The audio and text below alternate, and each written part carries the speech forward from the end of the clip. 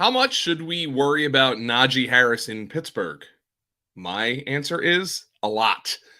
I'm Joe Dolan, and this is the Fantasy Points Daily Lineup for Wednesday, October 12th, 2022.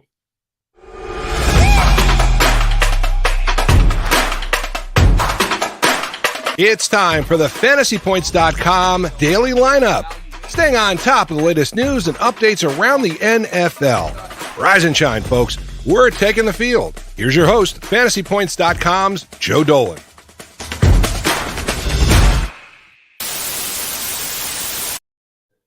Starting at quarterback for us in Week 6 is probably Cooper Rush.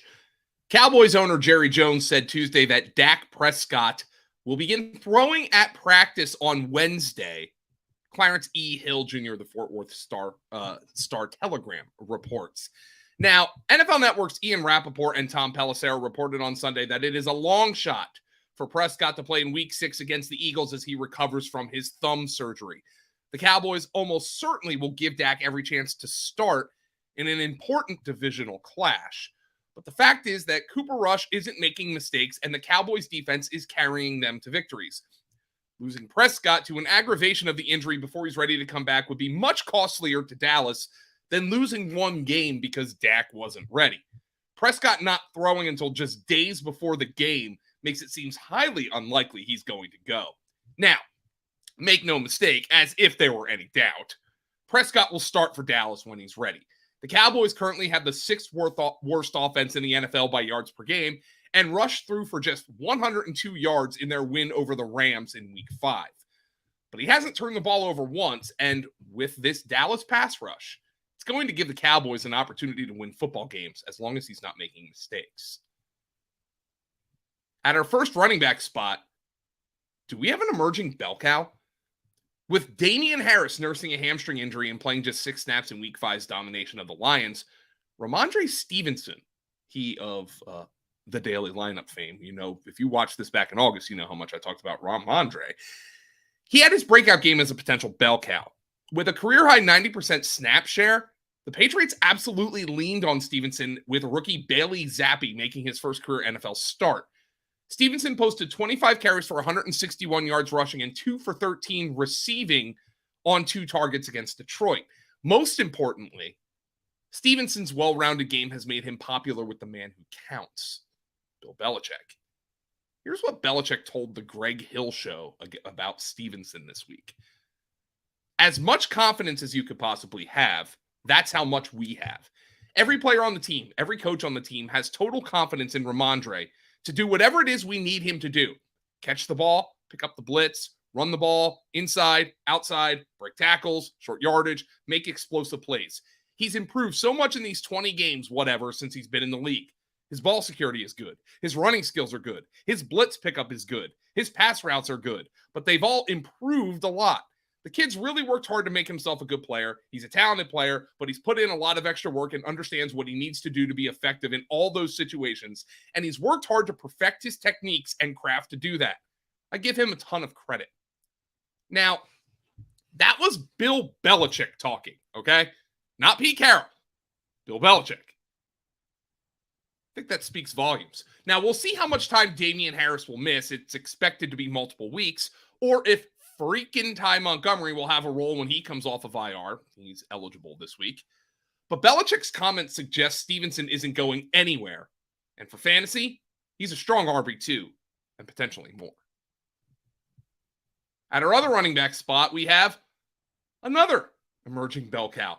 Jets rookie Breece Hall's fantasy managers won't complain about 197 scrimmage yards and a touchdown from the rookie running back in Week 5, but he was literally 2 yards away from hanging 39.9 fantasy points instead of 27.7 against the Dolphins. Hall got the Jets to the doorstep of the end zone on 2 catches, a 79-yarder and a 21-yarder, and both times backup Michael Carter cashed in both touchdowns on the next play, with Hall also on the field serving as a decoy. Now, Hall still finished with season highs in carries, touches, scrimmage yards, snap share, and fantasy points. Now he has 11-plus fantasy points and 60-plus scrimmage yards in every game to open his career, and his fantasy points have grown in every single game. Brees has done everything asked of him through 5 weeks, and the Jets continue to put more on his plate with each passing week, which makes him a locked-in low-end running back 1 going forward.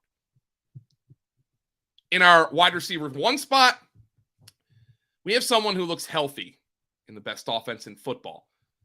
Buffalo's Gabe Davis put his ankle injury behind him in resounding fashion by shaking loose on the 3rd play of the game for a 98-yard touchdown bomb from Josh Allen against the Steelers in Week 5.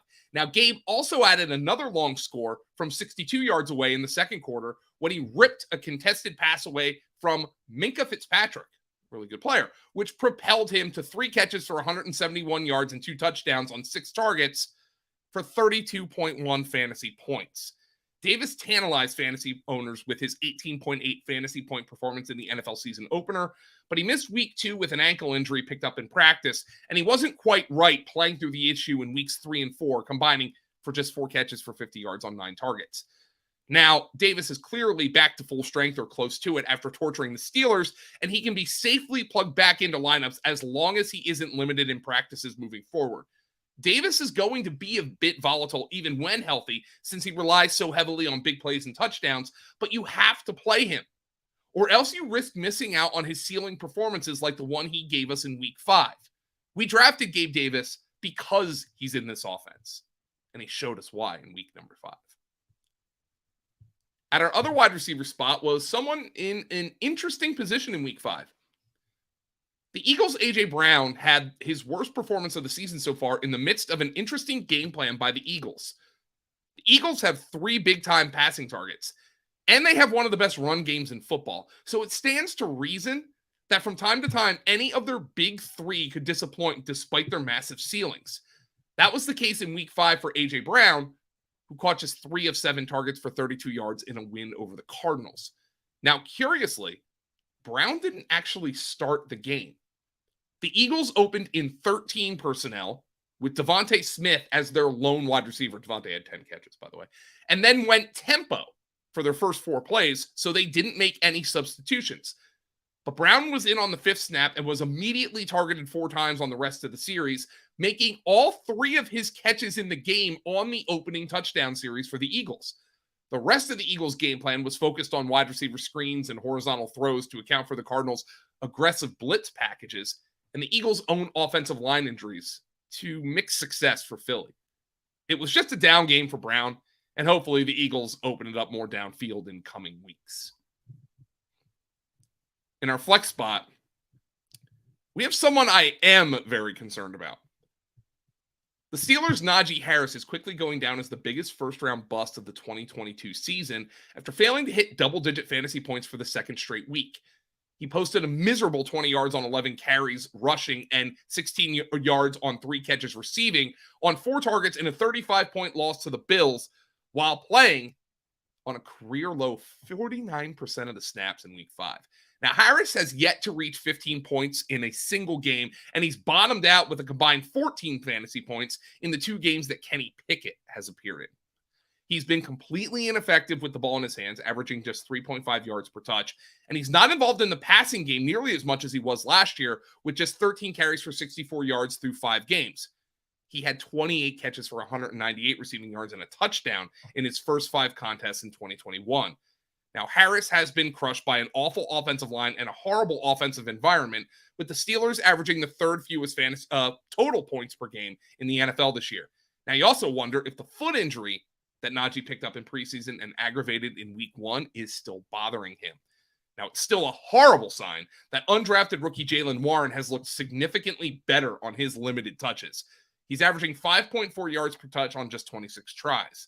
Now, Najee right now is nothing more than a low-end running back 2 because of his weekly volume, and his outlook may not get much better before the Steelers' Week 9 bye, given matchups against the Buccaneers, Dolphins, and Eagles looming. Yikes. Meanwhile, here's what Coach Mike Tomlin had to say on Tuesday. We've been playing Jalen Moore, and we will continue to do so. That is the sign of a coach who says, go pick this guy up if he's out there on the waiver wire. Now, I'm Joe Dolan, and this has been the Fantasy Points Daily Lineup. Again, it airs every Tuesday through Friday during the NFL season. I want you to like this video by hitting the thumbs up and leave a nice comment. My mom is always commenting. You can go talk to her. on the show. She loves when people interact with her. We've got bye weeks coming up. Week 6 is the first week of bye weeks. We have buys up through week 14. That means you're going to be starting scrubs on your fantasy team. Sorry, I just hit my microphone. It is unavoidable. You're going to be starting some scrubs. Let Fantasy Points help you decide which scrubs to start with either our standard or premium package. The premium package includes DFS and betting content. We're already 25% off on account of the fact that the NFL season is 25% over, and the code lineup22 gets you an extra 10% off any package at fantasypoints.com. My name's Joe. You're you. This has been the Daily Lineup. See you tomorrow morning.